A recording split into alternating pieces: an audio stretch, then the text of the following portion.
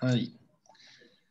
Beleza. Então, já está gravando, então a gente está aqui para a defesa de TCC do aluno Lucas Porto.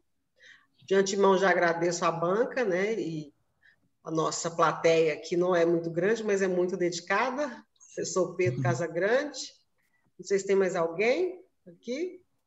Tem o João. O João também, João, ótimo. Então, eu passo a palavra ao Lucas, que você tem cerca de 20 minutos para fazer sua apresentação, tá, Lucas? E depois você será arguído pela banca. Beleza. Bom, então, muito obrigado pela presença de todos vocês. E vou apresentar aqui na minha tela esse trabalho que eu fiz, né? Ou tentei fazer o máximo que eu conseguia, não sozinho, mas junto também da comunidade do curso, de alunos e professores. Então, eu quero começar com isso, né? Com agradecer a todo mundo aí que fez parte, respondendo alguns questionários ou nas conversas. E tá carregando para vocês também, né? Sim, a gente já está vendo, Lucas. Beleza. Então, maravilha. Então, esse meu trabalho, ele é sobre buscar entender o ensino da engenharia sob a ótica de alunos e professores. Ele, no fundo, é uma ferramenta para fazer isso. E o caso que a gente estudou nesse trabalho foi o caso da engenharia de Minas, na Universidade Federal de Minas Gerais. Então, quero dizer também, para quem talvez não saiba, que esse é um artigo que foi publicado no Cobenge. Eu vou apresentar ele mais para o final do ano. Então, isso também direcionou um pouco da linguagem do artigo para ser uma coisa mais generalista do que específica para a Faculdade de Engenharia de Minas da UFMG. Mas aqui na apresentação eu tento trazer um pouco mais pessoal para a nossa conversa, essa nossa experiência diferente, né, da engenharia de Minas. Então, tudo isso começou assim quando eu olhei algumas imagens de salas de aula antigas. E eu comecei a reparar assim que as aulas lá em 1950, 1900 e até mais para trás, e elas tinham assim um formato de aula que parecia muito a sala de aula que a gente conhece hoje, né? Então, não sei se vocês saberiam dizer de quando ou de onde que é essa foto aí, mas ela é uma foto tirada na Prússia no ano de 1800. Ela retrata essa imagem, essa sala de aula. E é muito interessante perceber que desde 1800 a sala de aula conservou tanto o seu formato, tanto, né, as cadeiras enfileiradas, um professor, todos alinhados. E isso, desde, né, dessa época, a gente veio multiplicando aqui no Ocidente. Então, eu comecei a me perguntar assim, mas será que uma coisa que surgiu em 1800, ela continua valendo, ela continua atualizada para o momento de hoje? E...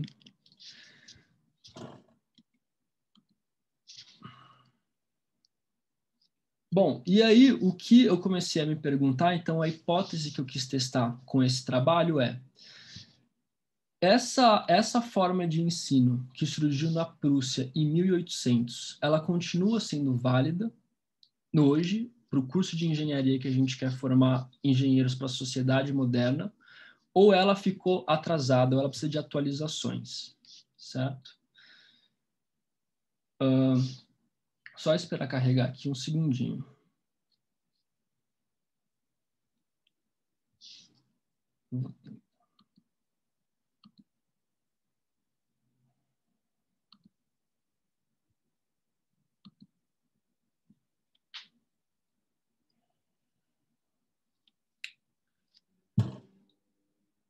Bom, então seguindo, né, essa foi a hipótese que eu quis testar. E aí como é que eu desenvolvi esse trabalho? Bom, o projeto desse TCC, ele começou, eu vou seguir, tá, pessoal? O slide está dando uma travada, para a gente não perder muito tempo, eu vou seguindo a fala e aí o slide acompanha a gente. Então, a formatação do trabalho começou com algumas entrevistas contextuais, ou seja, na universidade mesmo, que eu fiz com alguns estudantes, alguns professores e alguns empreendedores da área de engenharia de Minas. E o que eu comecei a escutar dos professores era que muito comum, assim, putz, os alunos não conseguem focar mais na aula, é muito difícil entender o aluno de hoje em dia, se ele consegue entender a matéria ou como que ele gostaria de que fosse explicado. E foi muito comum também os professores falarem de como a faculdade se afastou das empresas e do mercado, das empresas do mercado. Os estudantes, por outro lado, falavam muito sobre a desintegração do curso. Além disso, que o curso era muito teórico e pouco prático e que a relação com os professores era muito distantes. E os empreendedores, por outro lado, diziam que os alunos chegavam nas empresas com um ótimo conhecimento técnico, mas que faltavam capacidades relacionais. E aí, isso tudo ficou uma pesquisa muito solta. Eu tinha alguns dados quentes, mas eu não sabia ainda como que isso refletia em números a Faculdade de Engenharia de Minas da UFMG. E foi por isso, então, que eu fiz esse questionário de satisfação acadêmica. Então, eu queria dizer por que, né, eu resolvi pesquisar sobre a satisfação acadêmica.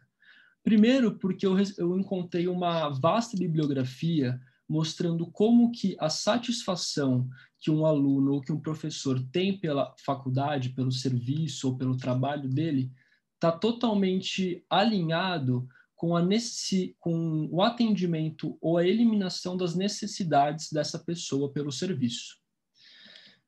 Outro grupo de pesquisadores mostra que o nível de satisfação acadêmica ele é fortemente influenciado por diversos fatores, como os serviços pedagógicos, apoio que a instituição oferece e as questões relacionadas à oportunidade no mercado de trabalho depois da experiência do curso. Então, são fatores muito fortes relacionados ao que eu gostaria de pesquisar nesse trabalho. E também o nível de satisfação é um dos fatores fundamentais para a manutenção de alunos e está intimamente ligado ao sucesso e ao desenvolvimento da organização, também segundo esses pesquisadores. E aí, então, o questionário que eu apliquei foi bastante simples. Ele tinha como instrução os alunos avaliarem de 1 a 5 as 26 questões, os 26 tópicos que estavam em pauta nessa pesquisa. De forma análoga, tinha um outro questionário que foi aplicado aos professores, que também responderam nessa escala de 1 a 5, sendo 1 totalmente insatisfeito e 5 totalmente satisfeito, qual que era a relação dele com cada tópico. No final, a gente teve, de 240 estudantes, 151 respostas, e dos 20 professores, a gente teve 19 respostas. Então, aqui estão uns tópicos que a gente avaliou nessa pesquisa. Todos os tópicos que foram pesquisados, vocês podem encontrar no anexo 6 da monografia. Vocês vão encontrar qual que foi o tópico específico e a nota média que ele recebeu na pesquisa. Então, cada tópico tem a nota média no anexo 6, se vocês quiserem olhar depois com mais calma. E, por fim, né, depois desse questionário de satisfação acadêmica, quando eu consegui identificar quais que foram os tópicos que receberam a maior grau de insatisfação e os que receberam o maior grau de satisfação, eu trouxe alguns debates abertos, convoquei alguns debates abertos entre a comunidade do curso, professores, alunos, técnicos, para que a gente pudesse discutir esses resultados da pesquisa e entender quais seriam próximos passos para fazer a comunidade, o curso, o ensino da engenharia de Minas, de fato, ser atualizado ou evoluir. E aí, eu quero começar, então, trazendo alguns dos resultados das pesquisas com os estudantes. Bom, um dos pontos mais fortes que os alunos observam no curso hoje é a infraestrutura de laboratórios. Na infraestrutura de laboratórios, quase 70% dos alunos estão satisfeitos. E isso é muito positivo, porque a infraestrutura de laboratórios da UFMG faz com que você consiga gerar pesquisas de alta qualidade e trazer os alunos para uma parte mais prática do conteúdo da engenharia de Minas com facilidade, né? Porque você tem essa infraestrutura. Um outro ponto foi o ambiente de estudo da UFMG, da Faculdade de Engenharia de Minas. Nesse tópico, houve 71,5% de satisfação. Além disso, a gente passa agora para as maiores insatisfações do curso. Então, esses 6 tópicos foram os tópicos que tiveram o maior insatisfação de toda a pesquisa. Por falta de tempo, eu vou focar apenas nos 2 que foram os que tiveram maior insatisfação, que foram as formas de avaliação aplicadas atualmente e a metodologia de ensino. Então, a forma de avaliação, ela recebeu um valor de 52% de insatisfação. Então, mais de metade dos alunos do curso estão insatisfeitos com a forma com que são avaliados o seu conhecimento adquirido no curso. Então, esse é um valor realmente bastante alto. E depois da pesquisa e dos debates que a gente teve, o que eu consegui encontrar é que a principal raiz da insatisfação dos alunos é o desalinhamento das provas individuais que incentivam a memorização de curto prazo com as competências exigidas pelo mercado de trabalho. Então, basicamente, segundo a Pearce, Oxford, Martin School e a Nesta, essas qualidades, essas habilidades como pensamento crítico, criatividade, aprendizagem ativa, resolução de problemas complexos, trabalho em equipe, negociação, são todas habilidades que vão ser das mais importantes nos próximos anos de trabalho. Só que a forma de avaliar o conhecimento que a gente usa hoje na UFMG é basicamente o contrário disso. É basicamente decorar algumas informações que já estão prontas em livros e você responder o quão mais próximo você consegue dessa definição que já está pronta, né? Então, o pensamento crítico, a criatividade, o trabalho em equipe fica muito, muito fora de cogitação dessas avaliações tradicionais que a gente usa. E quais que foram as propostas que a gente chegou depois das conversas nesse trabalho? A gente chegou em 3 caminhos. A gente conversou como que avaliações mais próximas das atividades que o aluno vai vivenciar no mercado de trabalho é muito mais positivo do que avaliar a memorização. Então, trazer situações que ele vai enfrentar de fato no relacionamento com colegas, de hierarquia, e outras complexidades do mundo do trabalho são o que os alunos estão mais querendo hoje. Além disso, substituir o modelo de provas de 30, 30, 40 por avaliações mais fracionadas e diversificadas fazem com que o professor consiga contemplar a diversidade dos alunos, trazendo formas de avaliação diferentes, e também consegue manter o aluno em dia com a matéria. Além disso, as atividades avaliativas em pequenos grupos de 2 a 4 pessoas que tragam para a sala situações reais que vão enfrentar no dia a dia de trabalho são, então, em síntese, o que os alunos mais querem nos próximos anos aqui na universidade. Além da forma de avaliação, o tópico número 1 de maior insatisfação dos alunos foi as metodologias de ensino, com 56% de insatisfação.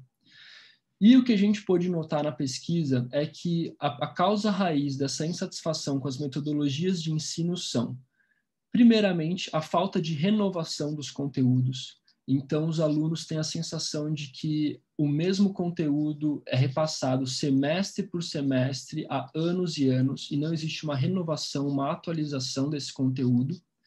E também uma insatisfação é o papel passivo que esses estudantes ocupam durante as aulas. Então, eu queria trazer aqui essa frase bastante provocadora do biólogo Humberto Maturana, que ele diz que a nossa existência é uma na qual podemos viver em qualquer mundo que gerarmos a partir de nossas conversações.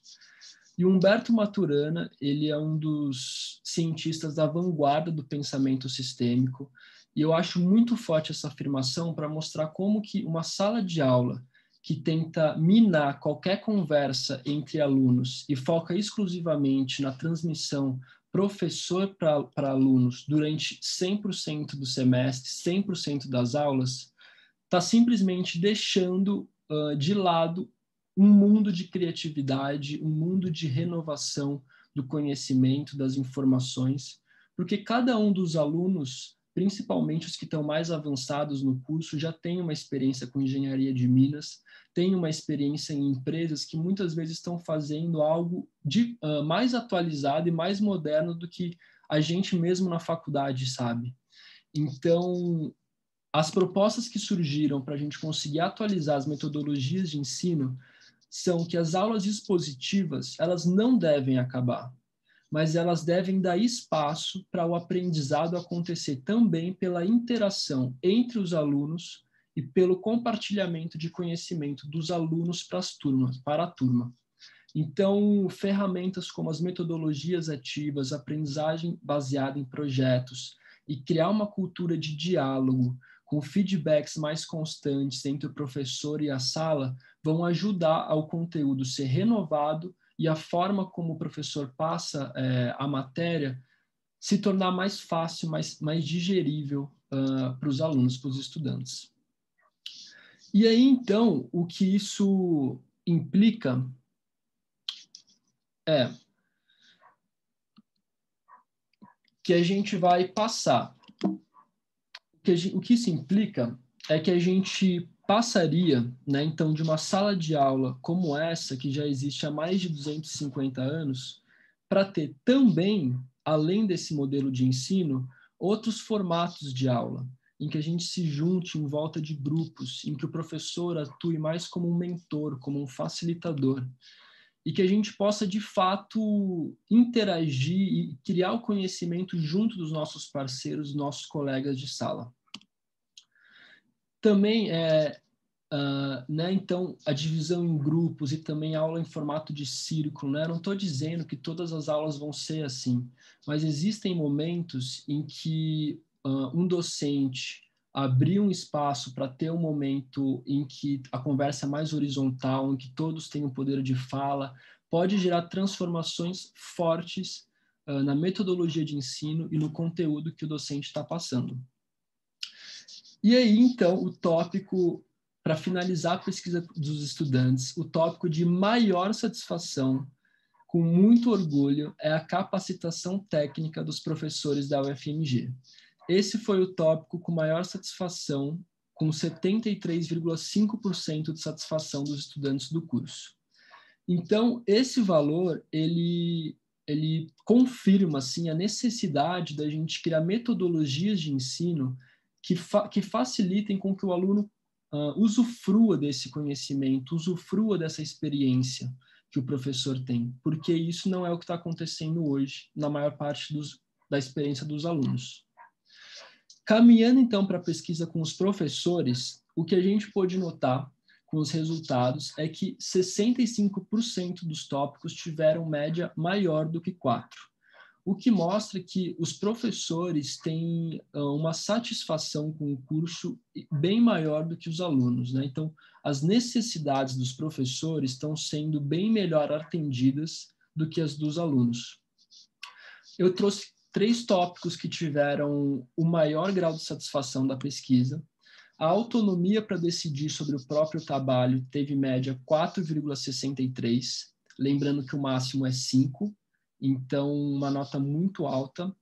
E também a satisfação dos docentes com as metas e os objetivos que devem alcançar foi de 4,21.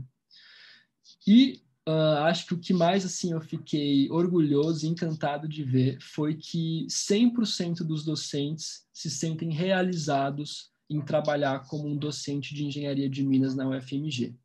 Então, você pode notar que nenhum desses 3 tópicos tem nenhuma insatisfação e mostram aí uma grande satisfação dos docentes em trabalhar com o curso. As maiores insatisfações foram o engajamento dos alunos nas aulas, que teve média 3,3, e a dedicação e responsabilização dos alunos pelo próprio aprendizado, com a média 2,81. E eu achei muito interessante essas serem o maior ponto de atenção dos professores, o que tem assim a maior dor dos professores é essa, porque isso, na pesquisa, durante as conversas que a gente teve, pôde se tornar evidente que isso também é um sintoma da decadência do método de ensino tradicional. Então, esse crescente desafio de conquistar o foco dos alunos, de criar engajamento e responsabilização, ele é uma consequência desse método de ensino que coloca os estudantes como objetos passivos, padrões iguais, e sem uma cultura por trás, né? Sem uma parte viva por trás. Então, o que eu chamo de método de ensino tradicional? Estou chamando aqui, pegando essa descrição, de aulas monológicas com conteúdos expressos tais e quais nos livros. Então, a conclusão que a gente pode tirar é que é necessário que o método de ensino que é aplicado no curso de Engenharia de Minas, seja atualizado. Né? E como que a gente pode fazer isso? A gente pode fazer isso levando as experiências de ensino-aprendizagem de monólogos para diálogos, acompanhando o amadurecimento dos discentes. Então, um discente que entra no primeiro, segundo, terceiro período do curso, pela pesquisa ficou claro que esses discentes preferem aulas mais expositivas, aulas em que o docente tem mais tempo para expressar o seu conhecimento, sua experiência. Mas conforme o discente vai concluindo, chegando ao 8º, 9º, 10º período, ele já deve ter a responsabilidade suficiente para dirigir parte do aprendizado que é gerado na aula. E eu também trago essa proposta do pesquisador Quadros, com um grupo de pesquisadores, de que é necessário que a gente supere a perspectiva de ensino limitada à transmissão de conteúdos para avançar na perspectiva de uma aula mais dialógica, que permita maior protagonismo dos estudantes no processo de aprendizagem. E, por fim, a última proposta que esse trabalho indica é que é necessário que a gente possibilite aos discentes que eles direcionem parte do seu caminho de aprendizagem por meio do reconhecimento dos seus próprios interesses, curiosidades, incômodos, capacidades, afinidades e cultura. E que isso direcione os conteúdos que ele vai estudar, os projetos que ele vai apresentar e se envolver. De conclusão final, o que eu posso trazer é que a satisfação acadêmica se mostrou como um indicador-chave para a universidade e é recomendável que seja mantido em constante monitoramento e debate entre a comunidade do curso. E, por fim, que a transição na experiência de ensino-aprendizagem que está se tomando forma nessas últimas décadas pode ser entendida, em síntese, como a evolução para aulas mais interativas, a transição de aulas como monólogos para aulas como diálogos. Algumas das referências. Obrigado. Ótimo, Lucas. Parabéns pela apresentação. Foi bem clara. E agora a gente vai passar para a banca. Uhum. Eu vou pedir o Bruno para a gente seguir o critério de ladies first, porque o Bruno também é considerado da UFMG, então a gente não pode, às vezes, o critério de distância. Tá, Viviane? Então, passo a palavra e já agradeço muitíssimo. E queremos ouvir suas contribuições. A minha ou a da Viviane? Desculpa, eu fiquei confuso. A Viviane, que eu pedi você eu entendi.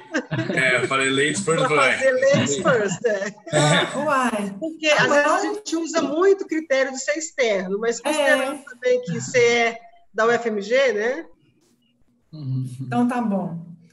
Parabéns pela apresentação, Lucas. Eu gostei muito do seu trabalho.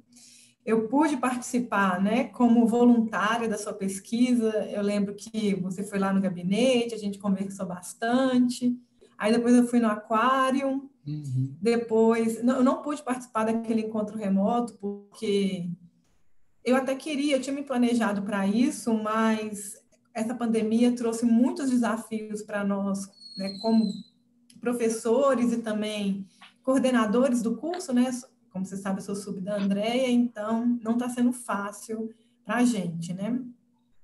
Mas eu gostei muito, tanto do trabalho escrito, né, da monografia que você escreveu, do artigo também, né? Eu fiquei feliz de você ter submetido esse trabalho para o Cobend, porque é uma forma de dar mais visibilidade, né, para o que você desenvolveu dentro do Departamento de Engenharia de Minas e também para servir para outras pessoas que querem fazer engenharia de Minas, entender um pouco da visão dos alunos, o que é bom, o que é ruim, né? E, como você bem colocou na sua apresentação, o fato dos alunos estarem satisfeitos com a nossa capacidade técnica é algo, é um elogio para nós, né? A gente se sente bem em escutar isso, em saber que a gente está num caminho certo, pelo menos tecnicamente, né? Que a gente está atendendo o nosso público. Sim. Aí, eu vou fazer alguns comentários, eu anotei aqui no meu papelzinho, tá? Quando eu li, né, o seu trabalho, eu fui anotando várias coisas, e eu percebi, né, que o seu trabalho, ele traz muitas provocações, mas ele não traz soluções para a gente. Então, essa questão do diálogo, você sempre bate na tecla, né, que tem que acontecer, tem que mudar. Mas quando eu trago isso para a sala de aula, que eu penso numa disciplina que eu leciono, por exemplo, Operações 2, em que os alunos entram na minha sala de aula, muitas vezes, muitos nunca entraram numa mina, muitos não conseguem diferenciar, por exemplo, uma pá carregadeira de uma escavadeira ou de um trator, é tudo uma mesma coisa amarela na cabeça deles.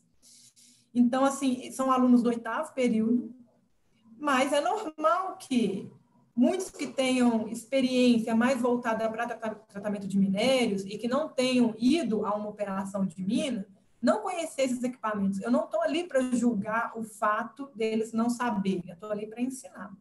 Então, isso me obriga, no meu entendimento, de certa forma, a ter uma disciplina mais expositiva. E no final da disciplina, que eu talvez conseguiria caminhar para um diálogo, que é quando eles teriam uma base comum e a gente poderia conversar, né? Então, assim, para cada uma das matérias que a gente tem na UFMG, que agora a gente chama de atividades acadêmicas curriculares, que não são só disciplinas, agora elas são divididas em programas, projetos, disciplinas, estágio, e tem outro que eu esqueci o nome. Então, a gente está mudando, tá? Mas é uma mudança gradual, né? Porque a gente está com um modus operandi muito antigo, a gente vai se adaptando aos poucos, espero que não tão lentamente assim, mas esse que é o ponto, assim, o diálogo, né? Você provoca muito, né? Tem que ter diálogo, mas ele tem que ser pensado individualmente para cada uma das matérias que são lecionadas. Não existe uma fórmula única para todas as matérias, você concorda? Totalmente. E, sim, se eu puder responder um pouquinho também. Pode, por favor. Mas é justamente assim, por isso que eu não trouxe uma solução, porque eu percebi assim que o diálogo, ele parece para mim ser a ferramenta que vai fazer essa atualização, porque pelo próprio diálogo, cada professor com cada turma, dependendo da matéria, vai tomar decisões diferentes de como melhorar aquela disciplina. Então, pode ser que você, que tem um estilo diferente, dando uma matéria para o 8º período de carregamento e transporte, vai ter uma solução, uma saída diferente de um professor, por exemplo, o Renan, dando uma matéria no 2º período para uma outra turma. Então, para mim, assim, é difícil falar qual que é o novo modelo, porque não tem um novo modelo. Tem uma multiplicidade de caminhos que a gente pode seguir e que a gente vai entender a partir do diálogo, aluno-professor, mercado de trabalho. Exato. Com relação também à satisfação com a nossa infraestrutura, às vezes os alunos que não conheceram outras instituições ou que não tiveram oportunidade de ir para fora do Brasil, né, como eu já tive, graças a Deus, e você compara a nossa infraestrutura com de grandes universidades, você vê que a gente não está para trás. Então, né, eu estudei em Portugal, eu tive colegas que estudaram em Leeds, na Inglaterra, no Canadá, já visitei também algumas universidades da Alemanha, quando eu tive essa primeira oportunidade de ir para fora do Brasil e visitar um ambiente, né, de ensino de engenharia de Minas, no caso, eu fiquei admirada com o que o UFMG tinha e que eu não reconhecia de moderno. Eu falava assim, nossa, nosso laboratório é muito maior que esse, nossa, lá no UFMG tem isso e aqui não tem. Então, quando a gente vê o outro, né, que a gente toma a dimensão do quão especial que a nossa Universidade Federal de Minas Gerais é nesse quesito. Então, os alunos, eles estão satisfeitos, eu acho, e estão satisfeitos com razão. Uhum.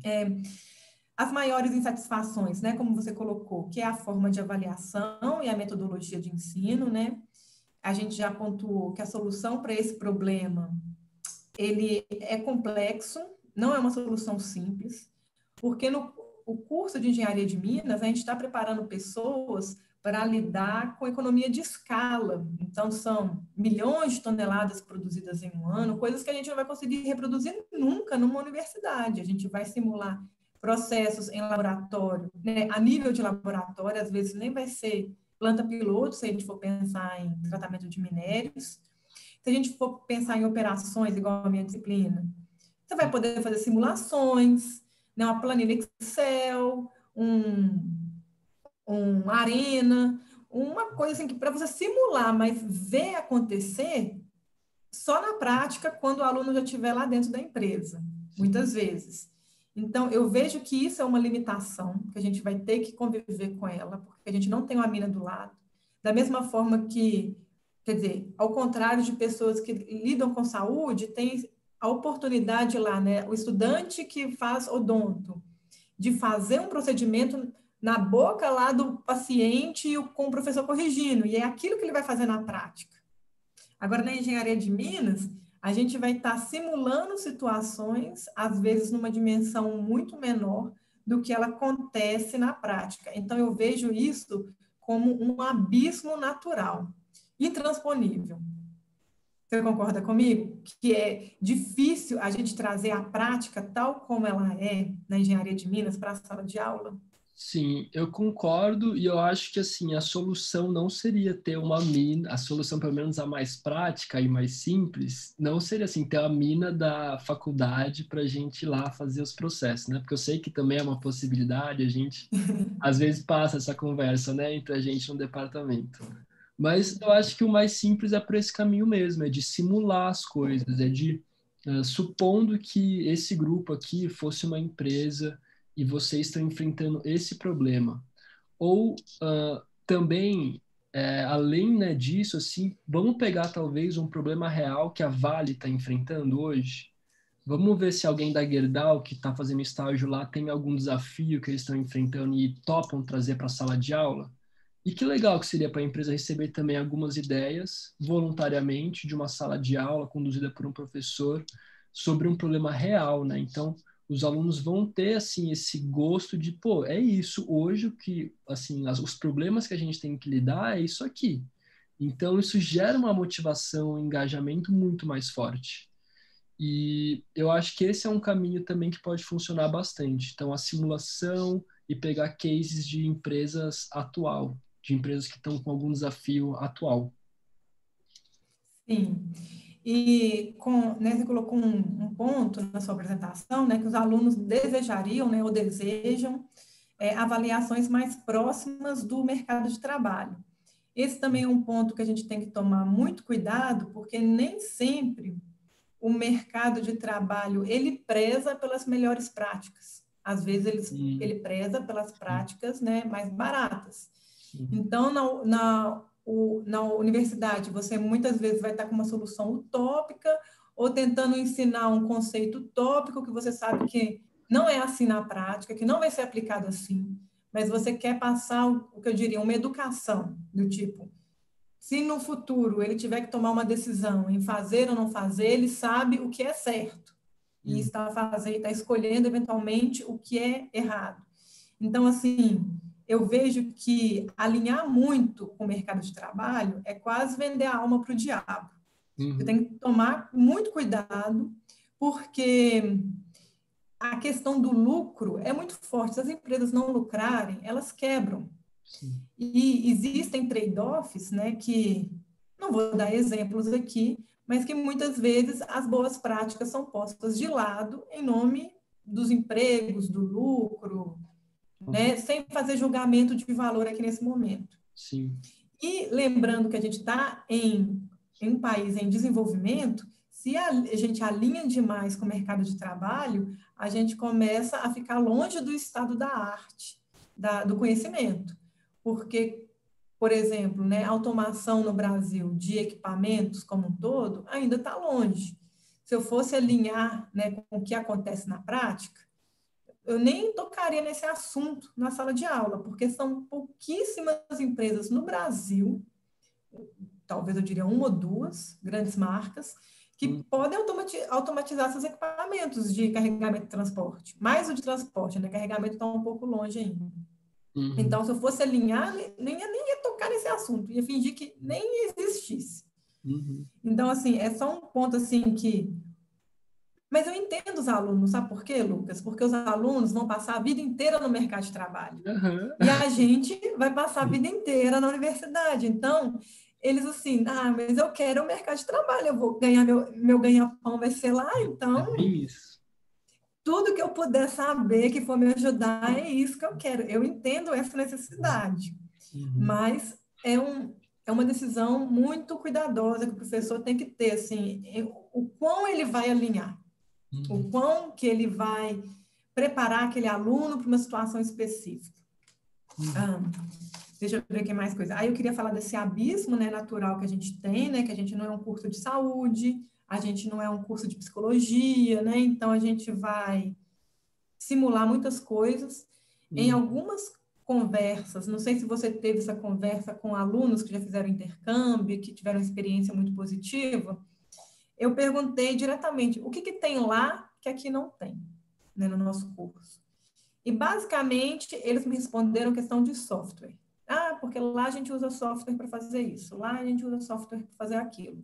Então, o que é o FMG seria... E o software, eu acho que para o aluno se aproxima mais da prática, do que você entender um conceito mais na base.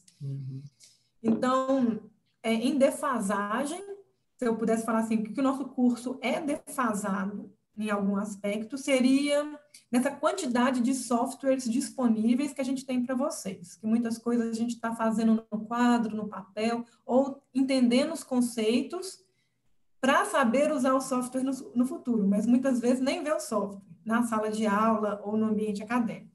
Mas essa questão tem melhorado bastante, tá? A gente está trabalhando para isso. Então, diálogo, eu concordo, né, que você coloca lá que os alunos são pontes de conexão entre a indústria e a universidade, eu não tenho dúvida disso. Então, eu posso te garantir que eu aprendo muito com os alunos, e mesmo quando os alunos saem do curso, eles continuam me mandando materiais, professora, isso você pode usar para sua aula, para fazer isso, para fazer aquilo, lembrei de você. Então, é uma forma que eu tenho de me atualizar, concorda? Total. Eu não estou lá na mina, eles que estão. E eles estão me mandando informações fresquinhas desse ano, do ano passado. De empresas que estão gastando, às vezes, milhões em inovação, né? Então, assim, tem coisas, às vezes, que realmente eles pesquisaram muito, foram muito, assim, à frente do que a gente está no estado, assim, dos livros, né? Que a gente pega como referência. Então, eu acho assim que os professores, eles devem aproveitar mais isso, aproveitar os alunos, não desdenhar dos alunos, aqueles alunos vão ser pares daqui a pouco, daqui 5, 6 anos. Então, assim, pelo menos as turmas que eu já consegui formar, né, no nosso curso, eu tive um retorno muito positivo nesse sentido. Eles estão me atualizando, eles lembram de mim e me mandam coisas, me mandam no WhatsApp, me mandam no LinkedIn, e eu aproveito isso nas minhas aulas. Eu acho que todos os professores podem fazer isso também, essa conexão. Eu acho que por herdar algo mais cultural, né, do passado, em que existia um distanciamento maior entre professor e aluno, até quando eu fui estudante, eu sentia esse afastamento.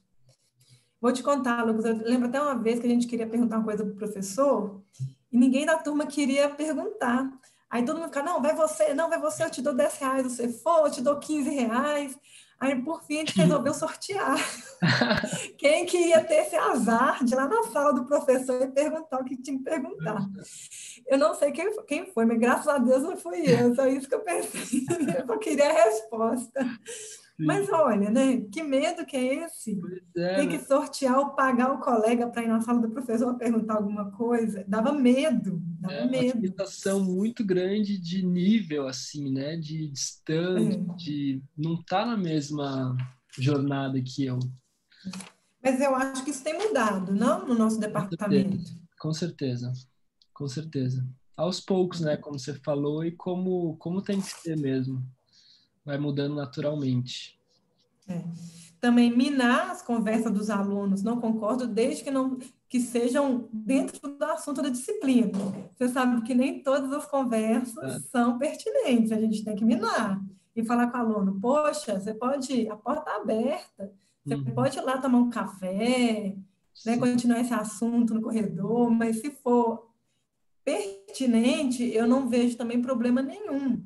Se algum professor estiver fazendo isso em sala de aula, que pena, porque todos os comentários, né, pertinentes ao assunto, eles são sempre muito enriquecedores, até para o próprio professor. Exato. E nesse ponto, assim, o que eu quero dizer é de não, assim, quando um professor está explicando uma coisa, está passando uma matéria que ele tem que passar, e aí começam umas conversas paralelas na sala, putz, isso eu acho que ninguém gosta, não é positivo para ninguém. Mas o que eu quis defender, assim, nessa argumentação é de que quando um professor for preparar uma aula, ele também preparar um espaço que vai ter a oportunidade, que, assim, vai estar nesse espaço, eu não sei o que vai acontecer.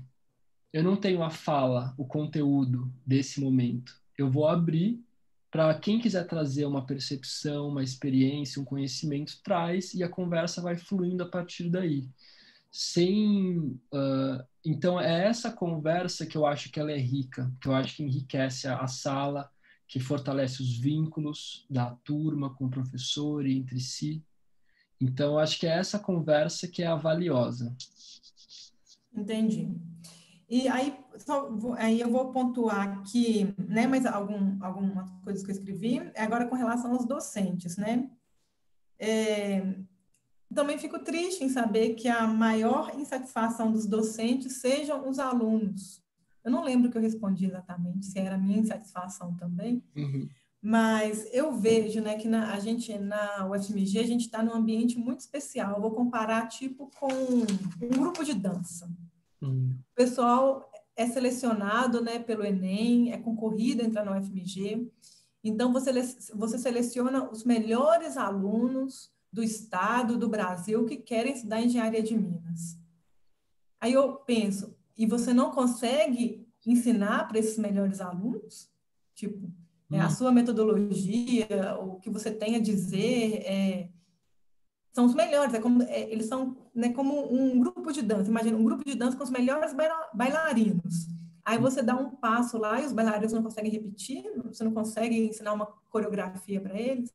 É algo que os professores devem passar a pensar, a questionar se o problema é com eles ou com os alunos de fato, porque eu vejo assim, se não consegue ensinar para eles, que são os melhores, a gente vai conseguir ensinar para quem?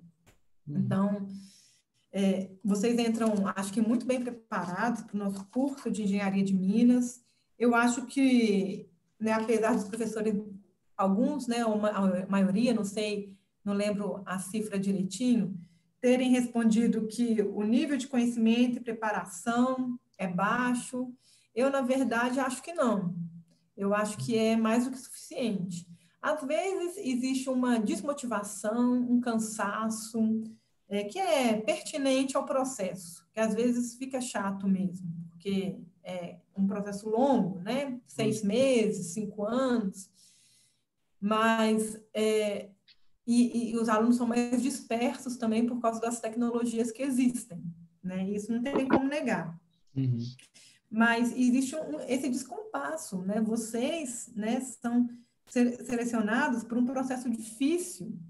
Então, os professores, eles têm que voltar igual você falou, né, essa questão da metodologia, talvez isso mostre também que a metodologia não seja adequada, uma vez que você está com pessoas muito bem preparadas para aprender, né? Não tem solução para todas as disciplinas, como eu falei, mas... E é triste também saber que a nossa universidade, às vezes, causa muita depressão nos alunos, né? Que exige demais, e os alunos querem acompanhar e não conseguem, e isso gera vários problemas mentais e na vida pessoal do aluno. Eu queria que o ambiente fosse menos tóxico da universidade, essa é a palavra. E que os professores, como um todo, né? Talvez seja a maioria, a minoria, não sei, reconhecesse que nós temos os melhores alunos do Brasil. Sim. E que a gente tem que ensinar para esse pessoal. A gente não pode desistir dos alunos, jogar um conteúdo e falar assim, quem conseguiu, conseguiu. Quem não conseguiu, pau. Né? Sim. Eu acho que a metodologia realmente, apesar que matemática é melhor cobrada em prova, tá? Matemática, que vocês aprendem lá no ISEX, é matemática do século XVIII. Matemática do século XXI é muito avançado, só nível de mestrado, doutorado dificílimo. Você tem que gastar anos para aprender conjectura de Poincaré, essas coisas todas. Então, assim, vocês aprendem cálculo 1, né, 2 e 3, século XVIII, basicamente. Eu acho que um conteúdo mais abstrato, matemática, física e química, eu acho que é melhor cobrado em prova, tá? Então, igual a gente falou, a solução para o problema ela é complexa, né? Exato, concordo totalmente. E outra coisa... Então, você fala no seu trabalho... Agora, uma pergunta. O que é aquário? Você usa a palavra assim como se fosse comum. Eu li lá, estava esperando definição disso. Eu falei, anotei aqui para perguntar para você o que é um aquário. Se é uma palavra normal? Então, eu não coloquei uma explicação muito detalhada, porque ela vem de uma metodologia de conversa. Então, assim, não fui eu que criei, foi uma dupla de pessoas, Juanita Brown e um outro camarada que eu esqueci o nome, mas eles criaram essa metodologia de conversa também de uma comunidade que chama Art of Hosting, que é a arte de anfitriar conversas significativas. E vem dessa comunidade essa metodologia que chama aquário, né? E chama aquário justamente porque tem geralmente uma conversa no centro, um círculo conversando, e o pessoal, né, quem não está na roda de dentro conversando, fica de fora assistindo aquela conversa que seria o aquário. Mas... Entendi. Mas eu achei que faltou essa definição na monografia, porque não é uma palavra assim, que a gente liga todas essas ideias. Eu acho que nem é o caso de você editar, Lucas, porque o seu trabalho é um artigo, né? Ele já foi aprovado, coisa e tal. Então, fica assim como... Não é só quando eu li a minha impressão, né? Como uma leitora que não conhece esses autores.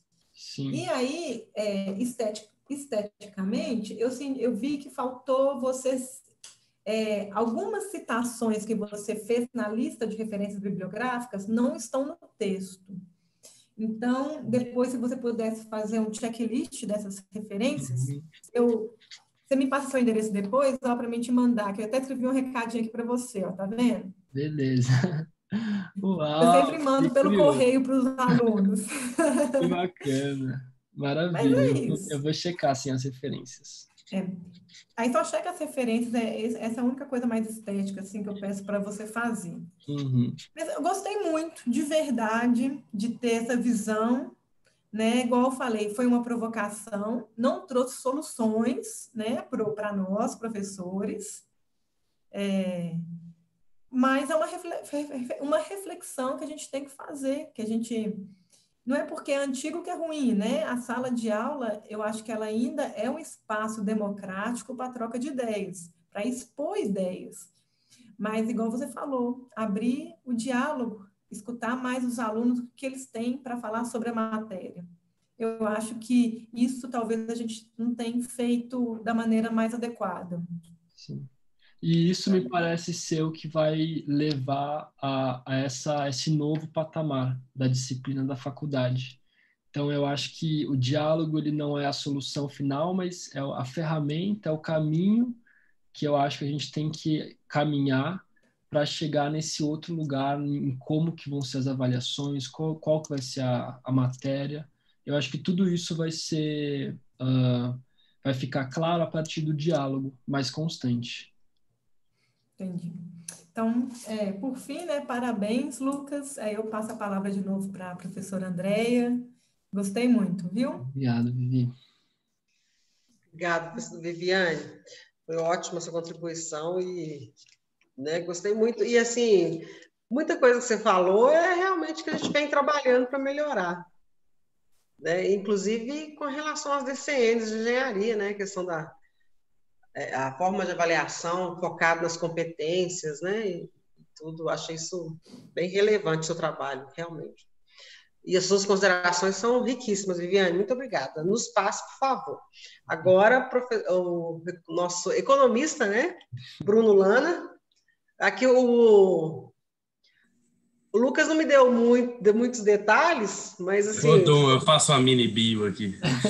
Faça favor. Estou brincando que agora eu já estou quase ex-economista, porque o Corecon está querendo caçar o meu título. Porque Beleza? Eu achei interessantíssimo do sindicato do Corecon. O seu envolvimento. Por favor, Bruno. Estou brincando, mas aqui, primeiro, parabéns, né, Lucão? É muito legal ver você concluindo aí essa fase, né? Acho que eu conheci o Lucas, eu estou aqui porque a gente trabalhou junto, a gente trabalhou com educação junto, né, numa escola em que eu fazia gestão em Belo Horizonte, e aí o Lucas foi lá um dia para fazer sei lá, né, Lucão? A gente se conheceu num evento da Federal que eu fui, e aí a gente bateu uma ideia, e aí foi legal porque o Lucas ele veio até mim um dia e me falou assim, cara, eu quero fazer alguma coisa dentro da Federal. Isso faz assim uns 3 anos para trás. Eu, como assim, Lucão? Eu já estudei lá, que lugar não muda, não. Só que ali é difícil demais de mudar, o passo é outro. Aí ele, cara, não, mas eu quero fazer lá. Aí eu lembro que eu ensinei para ele umas dinâmicas, tipo esse aquário aí, né? A gente trocou uma ideia. Eu falei, cara, faz uma dinâmica assim, assado, barará. E aí ele fez, curtiu pra caramba. A partir disso a gente se envolveu mais e acabou vindo a oportunidade dele vir trabalhar com a gente. E aí, quando ele entrou lá para trabalhar com a gente falou, esse cara aí não vai durar 6 meses na faculdade, que essa escola que a gente trabalhava era famosa por tirar pessoas da faculdade. Normalmente, todo mundo que trabalhar lá, eu era o único formado, eu brincava disso, era formado em economia e uma outra menina em publicidade, e o resto era tudo gente que foi largando aos barrancos. E eu acho que foi o contrário, eu acho que na hora que o Lucas chegou lá, foi onde ele ganhou força para falar assim, cara, ok, se não é o ambiente dos sonhos ali para mim, eu posso aprender sobre educação e eu posso, não sei se eu vou ser um engenheiro de mina, se eu vou estar lá dentro da mina, mas eu posso dar a minha contribuição para essa área, sabe? E muito legal ver você terminando esse caminho agora, sabe? Sobre o trabalho em si, cara, primeiro parabéns, porque eu acho que quando eu vivi dentro da Federal, a gente tinha, às vezes, umas megas medidas de satisfação, rodavam as pesquisas hipercomplexas, e aí, simplesmente perguntando ali de 1 a 5 em alguns tópicos, em alguns clusters, você conseguiu tirar algumas impressões. Eu concordo com a Viviane, né? É um trabalho muito provocante, ele não conclui nada, mas eu acho que eu por partilhar de uma visão ali muito de design thinking, né? De querer sempre provocar a abertura, antes da gente focar no fechamento. Quando eu estava dentro da Federal, eu não entendia isso, e agora de fora eu entendo. Eu acho que a Federal ela tem muito que abrir na discussão. Não tem solução ainda, né? Tipo assim, porque o jeito que a gente aprendeu a estudar, que vem de 1860, ele surgiu por causa de um problema, que era a população estava incapaz de trabalhar nas fábricas. Aí eles falaram, vamos criar uma metodologia para essa população ficar capaz. Ninguém veio falar, vamos escravizar esses caras e criar... Cara, solucionaram um problema, ele funcionou por 140 anos. Chegou na hora da gente solucionar outros problemas, sabe? Não é que ele vai ser descartado, mas eu acho que a gente não tem que negar esse método, e sim enxergar a partir dele quais são os problemas que a gente quer solucionar agora. Então, por exemplo, até brincando assim, Viviane, você falou assim, pô, a gente não tem uma mina aqui dentro, mas a gente tem mais de 100 minas ao nosso entorno, né? Assim, como que a gente pode conectar a escola com essas minas, né? Como é que a gente pode levar isso para dentro? Muito legal saber que vocês discutem sobre a possibilidade de ter uma mina própria, sabe? Isso é uma coisa muito legal mesmo. A princípio parece maluco, depois você fala, por quê? Se tem um cara que ganha dinheiro com isso, por que a faculdade não poderia ir para esse lado? E eu acho que é um lado que me provoca, sabe? Dentro de economia, eu fiz economia porque eu tive medo de fazer história. Eu queria fazer história e aí me falaram, você vai virar professor. E aí eu dei volta, fui para economia, fugi disso. Quando eu me vi, eu estava trabalhando com educação e amando a parte de aprender a ser professor, né? Não me considero um professor, mas de aprender ali, de estar no meio de aprendizado, facilitando o processo de aprendizagem. Isso foi muito louco. E eu fiz meu curso fugindo da federal, né? Tirando um pouco o foco na engenharia de Minas. Eu queria sair o mais rápido daí possível, porque eu falava, cara, não, eu só quero formar, ir embora. E eu até fiquei pensando no que você estava contando, né? Se talvez o desinteresse dos alunos, no Brasil, a gente ainda tem muito aquele esquema da faculdade. A federal, ela exige uma boa escola anterior, né? A gente tem as cotas, a gente tem tudo, mas já estamos tendo uma mudança vamos dizer, de da faculdade, né? Acho que eu vivi o início disso, né? Eu me formei ali em 2012, 2013. Então, eu já vivi muito isso. Vocês devem estar vivendo cada vez mais, né? Mas ainda muitos alunos brasileiros chegam na faculdade porque eles têm que estar ali. Se você for perguntar para muitos deles quantos tiveram a opção de escolher estar ali ou não, você vai ver que, sei lá, 50% aqui num chutômetro, né, vão dizer que nunca tiveram a possibilidade de considerar não estar ali. Esse foi o meu caso. Eu nunca tive a possibilidade de considerar não fazer um curso. Que bom, né? Que bom que a família pôde me apoiar e me dar esse suporte e me levar. Mas eu acho que isso é uma pergunta a se fazer para os alunos quando eles chegam aí, né? Por que vocês estão aqui? Vamos entender o porquê que vocês vieram para cá? E não do tipo assim, vocês querem ser engenheiros, vocês estão aqui, ser engenheiro, não tem outra opção. Porque eu vejo tanto engenheiro... Eu tenho um amigo meu que ele é... Vocês conhecem o seu Ninico, aquele pão de queijo? Ouviram falar? Ele é formado aí, né? Vocês sabem desse caso, né? Ele é aluno de vocês. Ele chegou um dia para a gente na mesa de jantar e falou, tem que tomar uma decisão. Ou eu viro engenheiro de Minas, ou eu viro dono de fábrica de pão de queijo. E ele começou a fazer pão de queijo porque ele queria viajar, fazer o intercâmbio da Federal, na Bélgica. Ele não tinha como pagar. E olha que louco.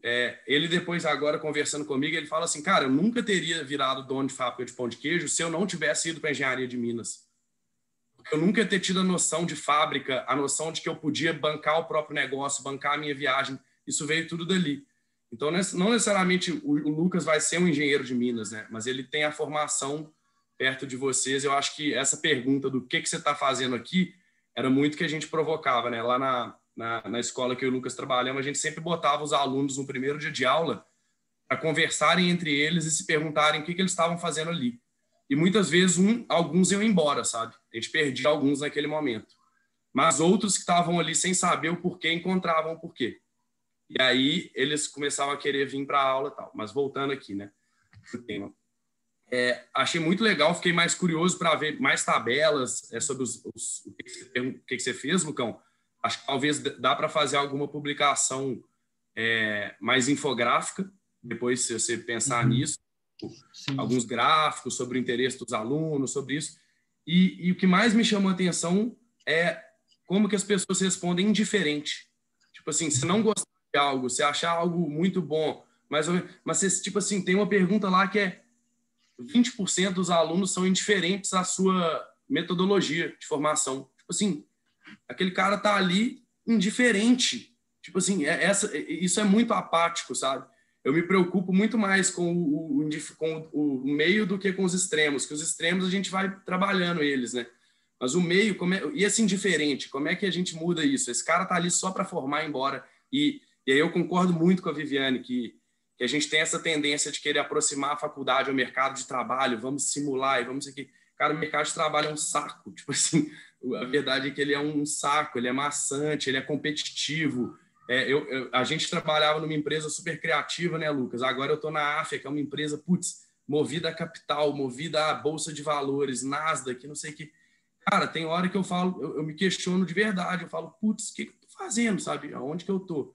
E eu acho que a educação no formato atual surgiu para capacitar as pessoas a trabalharem em fábricas, mas agora a gente precisa que a educação molde o mercado de trabalho, porque senão vai ser muito difícil suportar isso, sabe? Vai virar muito...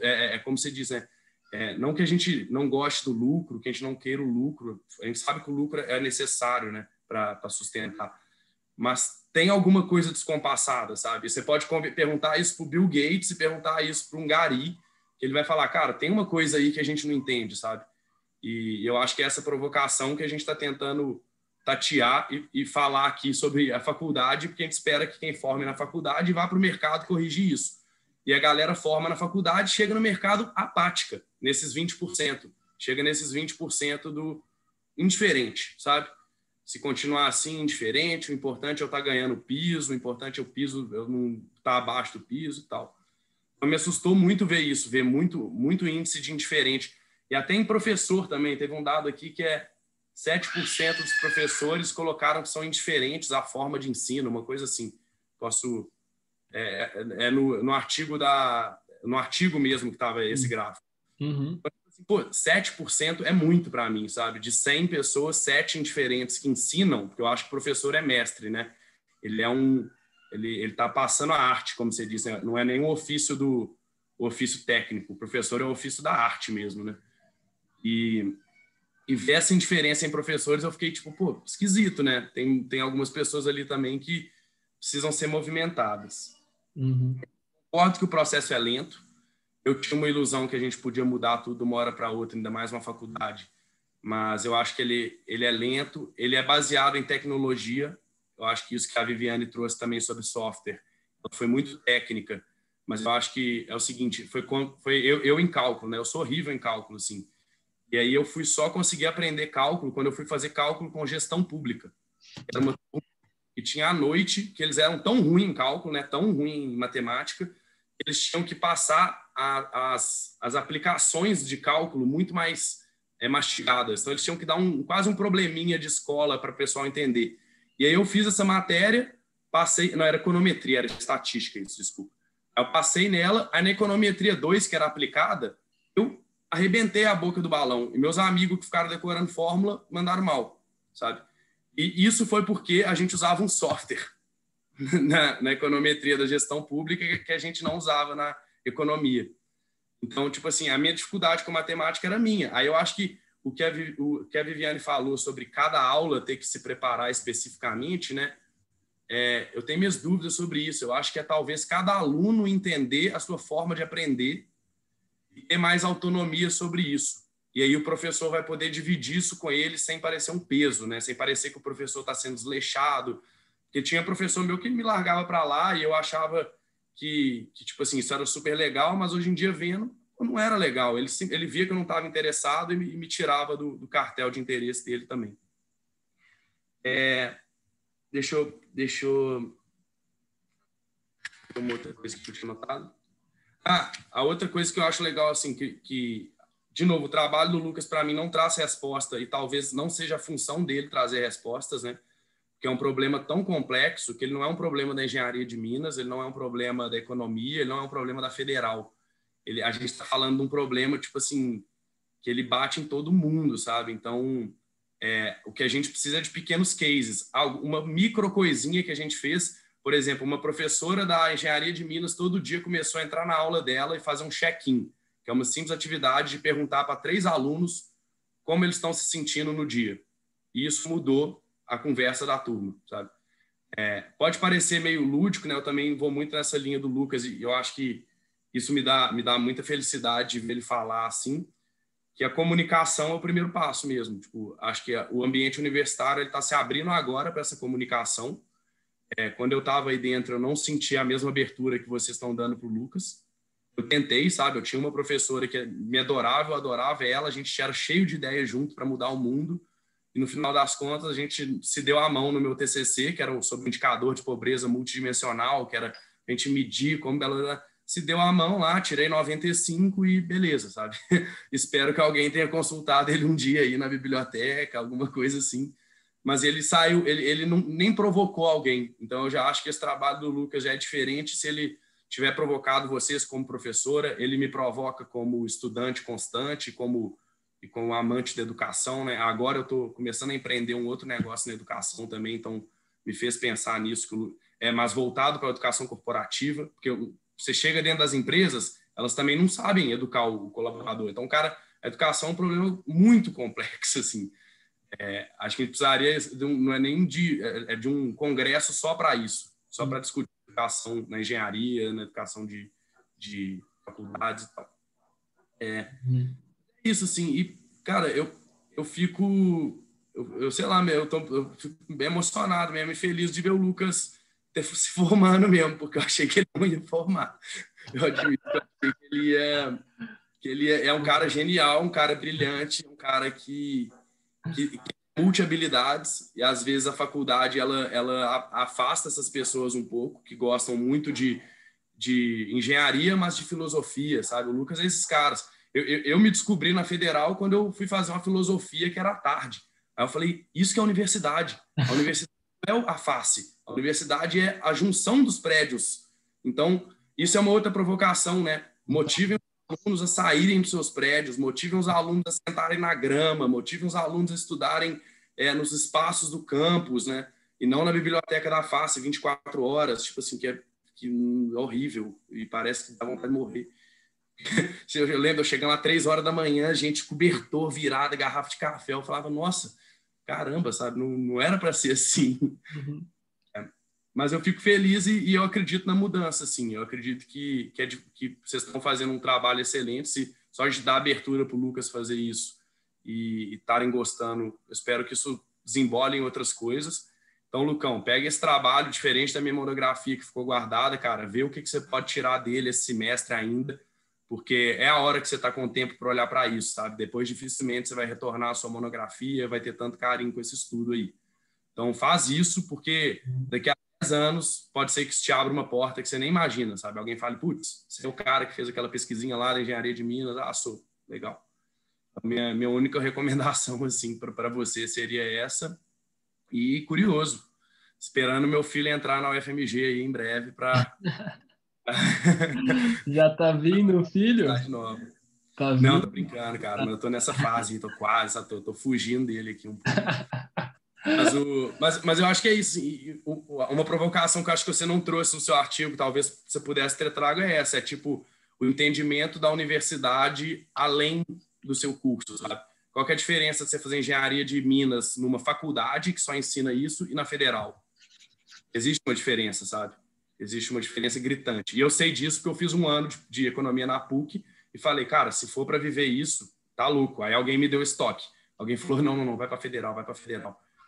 Aí eu dei uma estudada, né, ralei e consegui passar, assim. Mas é isso. Parabéns e obrigado, fico felizão. E espero que eu sei que você é mais um que vai tentar modificar a educação aí sem deturpar ela, porque a gente aprendeu o valor dela também na sua essência e tem um motivo para as cadeiras serem de madeira e estarem naquele formato e ele funciona. A gente só tem que adaptar algumas coisas, sabe? Maravilha, muito obrigado, Brunão. Ô, Bruno, obrigado, né, suas considerações, e assim, deixou claro, né, que o objetivo foi provocar mesmo, e quando o Lucas me procurou, né, com essa proposta, eu falei assim, claro, porque a gente quer isso mesmo, a gente quer crítica, porque a gente só caminha se a gente tiver crítica, se a gente tiver pergunta. Para quem tiver a resposta para tudo, que tédio, que tristeza, né? A gente não quer isso, não. E a ideia é essa mesmo, é melhorar. E a gente sabe que a gente tem esse papel na universidade, né? Ainda bem que a gente reconhece isso. A UFMG, às vezes, a gente serve muito de modelo para outras instituições. Então, alguém falar assim para a gente, tá errado, não faz assim, ou muda isso, para nós, eu e Viviane, na nossa gestão, a gente quer isso. Eu acho melhor uma crítica do que, né, do que ele lá falar assim, que bonitinho, tá tudo certinho.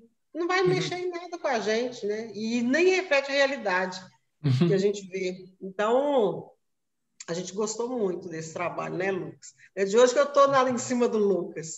Lucas, ele Faz Mas tempo ótimo. já, né? Que bom, Andréia. Lucas, a gente vai agora conversar, né, com a banca, e se você quiser falar alguma coisa antes, não assim, só para fechar, mas assim, não é agradecer ainda não, assim, depois você vai voltar. Sim. Se tem alguma coisa que vai ajudar, em termos, né, que você talvez não tenha falado. Sim, eu acho que a única coisa que eu queria falar depois da fala do Bruno é sobre, acho que esse ponto, assim, da gente, enquanto estudante, sair do prédio da Engenharia de Minas e olhar para outros prédios foi algo que na minha formação foi essencial e fez toda a diferença, e eu concordo totalmente com esse ponto. E isso ficou faltando, assim, realmente porque o artigo do Cobenji tem 10 páginas e colocar, assim, tudo que de conclusões, de evidências, de dados em 10 páginas é bem difícil. E, inclusive, assim, tem várias conclusões sobre as atividades de empresa júnior, sobre outros temas que foram relevantes e que têm conclusões, a gente chegou em alterações que podem ser feitas, mas que nesse tempo e no artigo que a gente tinha eu não consegui aprofundar. Então eu também fico assim querendo dizer uma coisa de que eu acho que eu vejo que a gente pode estender assim esse trabalho no que fizer sentido, sabe? De eu fornecer essas informações que eu não forneci, nessa forma de infográfico que o Bruno sugeriu, que eu vou fazer com certeza.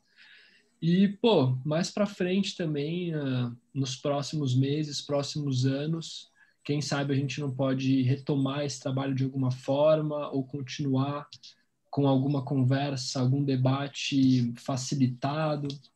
Então, fica vivo em mim isso também. E era o que eu queria dizer para fechar. Ótimo, então, Lucas. Ótimo. Eu vou pedir licença